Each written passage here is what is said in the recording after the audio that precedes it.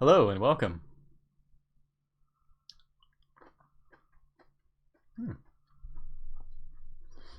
Oh, you probably want to joke. Why don't sharks eat clowns? Because they taste funny. In this video, we're going to learn about an application of integrals to physics. Let's get to work. Did you catch the pun? In physics, work is performed when a force acts over a distance. So if a constant force F acts over a distance d, then the work performed is F times d. With metric units or SI units, the units are typically Newton meters, newtons for the force and meters for the distance. So that's N dot M. But a shorthand for this would be joules, which is a capital J, which is represented by a capital J. And Newton meters and joules are interchangeable. You can use one or the other. For British units, it would be foot-pounds as a common unit. So pounds of force and then feet for distance, and you have foot-pounds. Now I can't resist a little aside. I'm showing a map of the world here with all the countries in green using the metric system. The US is only one of only 3 countries that don't use the metric system. I'm just saying. Here's a quick numerical example of work. If you apply a force of 2 newtons over a distance of 5 meters, then you did 2 newtons times 5 meters, which is 10 joules of work. One way that is helpful to get an intuitive understanding of where we're going to go in a moment is to visualize this calculation on a coordinate system. So in figure 1, we have the distance on the x-axis, the force on the y-axis, and what we've done is visualize this by going from a distance of 0 to a distance of 5 with a constant force of 2 newtons the entire way. So you can imagine this top, there's basically a rectangle, and the top of this rectangle is at 2 newtons, and that represents the force acting over that distance. A constant force of 2 newtons as the object is being moved that distance. Now, the computation 2 newtons times 5 meters is just computing the area of this rectangle. 2 newtons is like the height of the rectangle, and then 5 meters is like the length of the rectangle or the width of the rectangle.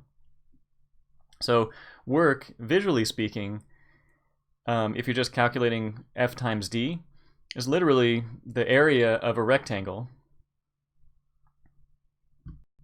But when force varies as the distance varies, you no longer are able to calculate length times width, or height times length, however you want to think of it.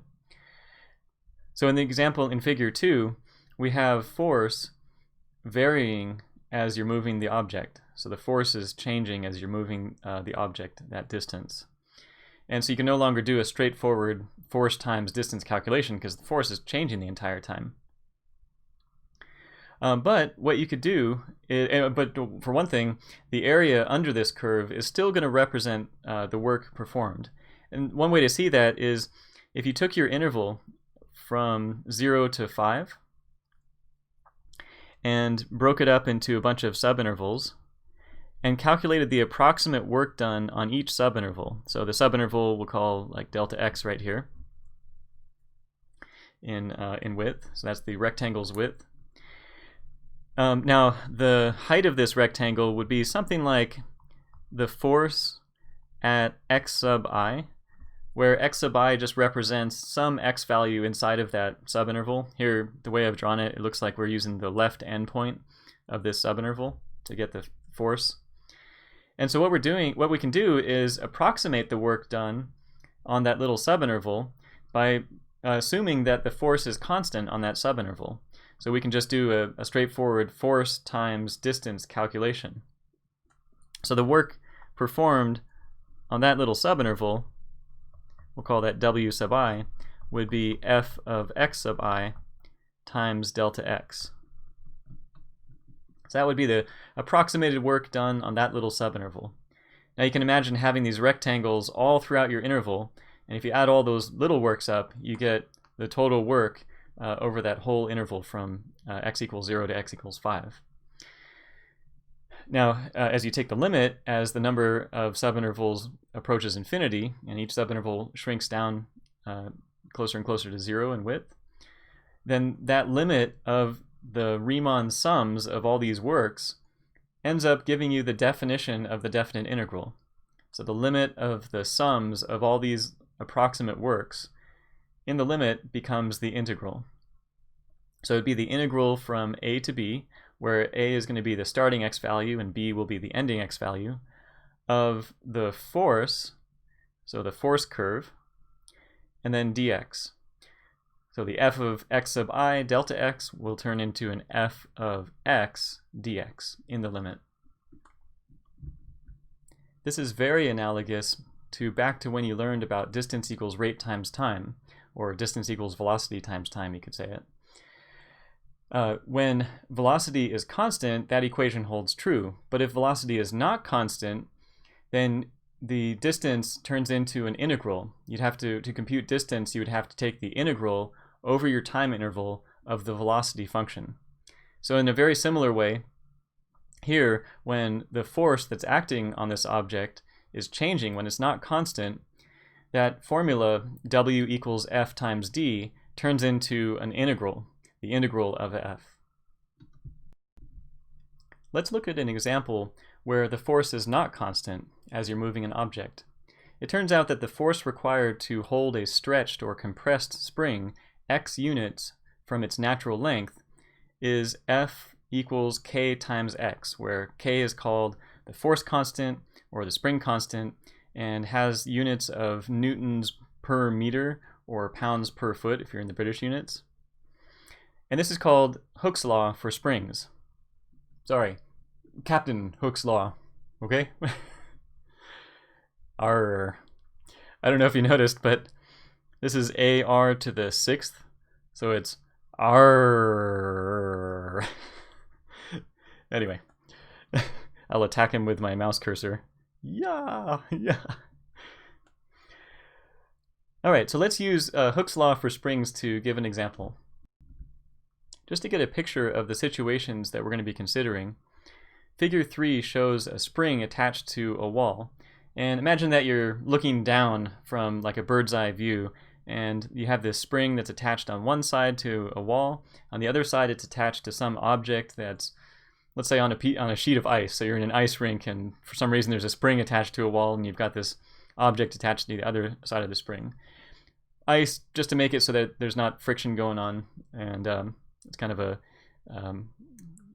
idealized physical setting. So the dashed line that's 5 meters away from the wall represents the natural length of the spring. So this represents the fact that if you just left the object there and the spring was in its natural position, the object should be right at that dashed line. And then the spring's going to be happy. It's not going to be trying to pull or trying to push away. It's just in its natural happy length. Now, if you enact a force on this object away from the wall, then that's going to move the object a certain distance. So here, let's say the object is moved a distance of 2 meters. So that's what the x value would be in our Hooke's law formula. So F equals kx. Well, in this picture, x is 2 meters.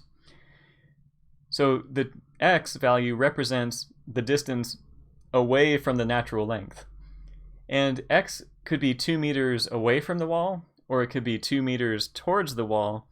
And in this case, we're not going to assign a sign to it. There is a sign if you consider the force as a vector, the resulting force. But for these purposes, when we're computing work, we're not going to be considering x to have a sign. So it's the positive distance away from the natural length. Now, the spring length in this figure 3 is a total of 5 plus 2, which is 7 meters altogether. But that's not the x value itself. The x value is, again, the distance from the natural length, which is already 5 meters away from the wall, to wherever you moved the object, either further away from the wall or closer to the wall. Now, one thing to note is that Hooke's law says that if you're 2 meters away from the wall past its natural length, then that's going to have the same force. It'll be in an opposite direction, but it'll have the same magnitude of force as if you had your x value going towards the wall, a distance of 2 meters. So that's the situation that we're looking at for Hooke's law. Heading over to the notes, we have in example 1, find the work required to compress a spring from its natural length of 1 foot to a length of 0.75 feet if the force constant is K equals 16 pounds per foot. So just to get started on this one, remember we have Hooke's law, which says F equals Kx. Now we're told what the force constant K is here, so we can just go ahead and feed that in. Here F is 16 times x. Now it's going to help to draw just a quick picture of what's going on here. So let me actually pause the video and draw it. So here we've got a picture, the before and after picture, of what the spring looks like. So initially the spring has its natural length of 1 foot, so this is what the picture looks like there. And then the spring is compressed so that it has a length of 0.75 feet. Now, one of the things we have to do is turn these pictures right here into x values. We want to know what are the x values that that we're going to be ranging from, both before and after. Now the before picture has the spring at its natural length, and when it's at its natural length, the x value is just 0. This is like x equals 0 in this picture. The after picture, though, has been compressed, and to figure out how much has been compressed, we can imagine that natural length dashed line and think about the distance from the natural length to the place where it's compressed. So it's this little distance from where the object is when it's compressed and where the object is when it's at its natural length. So what is that distance? If you said 0.25 feet, that would be correct. It's 1 foot minus 0.75 feet to get 0.25 feet. So here, the x value afterwards will be 0.25. Probably should put units for both of these. So feet and feet. So now when we're calculating the work that's performed in compressing the spring 0.25 feet, we'll take the integral. One thing to note is that the force is not constant. As x is changing, the force is changing. So we're going to have to use an integral to compute the work here. So we're going to integrate our force function. I'll put the force function in there. 16x dx. This is our force function. From the starting x value, which is 0, to the ending x value, which is 0.25. So it starts off at 0, goes to 0.25, and now all we have to do is compute this integral. Pretty straightforward to compute. We'll add 1 to the exponent, divide by the new exponent, we get 8x squared from 0 to 0.25. And when you work that out, you get 0.5, and the units here, since everything's British, are in foot-pounds. Even the British don't use the British units. Just saying. Let's take a look at example 2, where we have a spring that has a natural length of 1 meter. A force of 24 newtons holds the spring stretched to a total length of 1.8 meters. Find the force constant K. So this is kind of like the first part. Well, we know that F equals Kx by Hooke's law. We know that a force of 24 newtons, so if we replace F with 24, holds the spring stretched to a total length of 1.8 meters. Now we're looking for K, but we need to figure out what the x value is in this situation. Let's draw a little picture off to the right. There we have it. So we're looking at a natural length of 1 meter, and there's a little dashed line to represent the natural length. We've got 1.8 meters for the current stretched length. And so what is the x value in this case? He said 0.8 meters, that would be correct.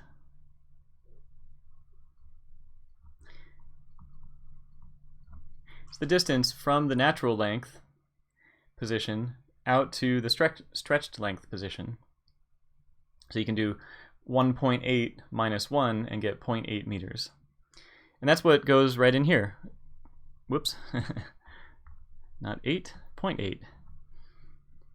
There we go. Again, for the computation, you can think 1.8 minus 1.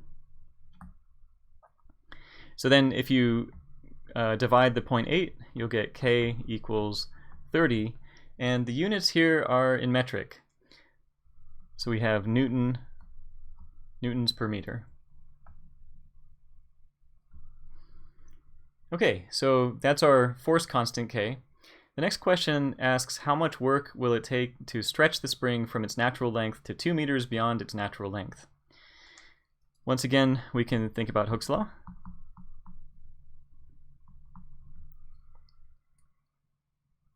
Sorry.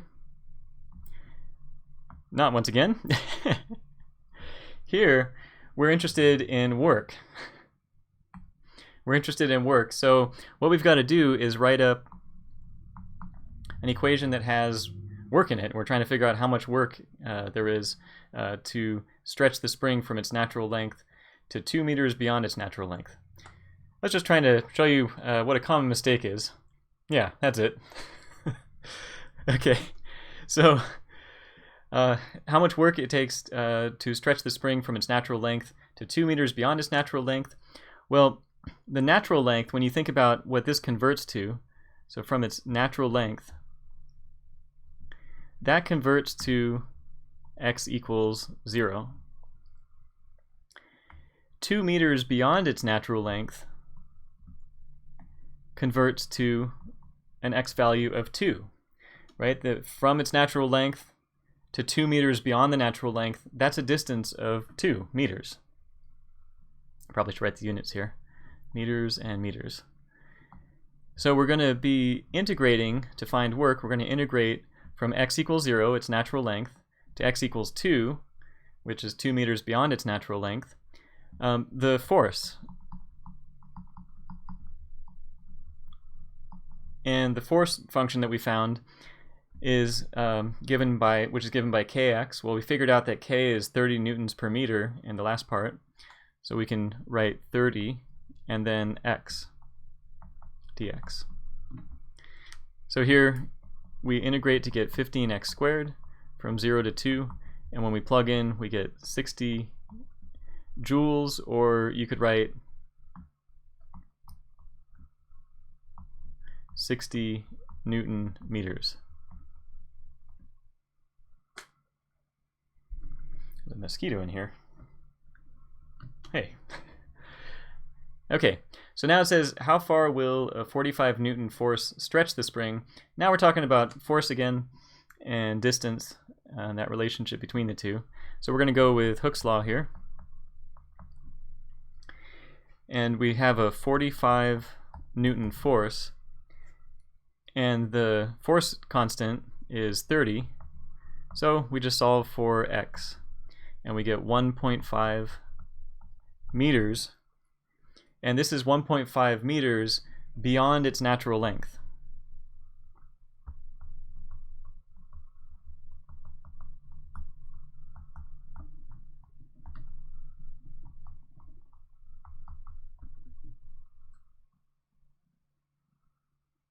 So that's how far a 45 Newton force can stretch this particular string with this particular force constant.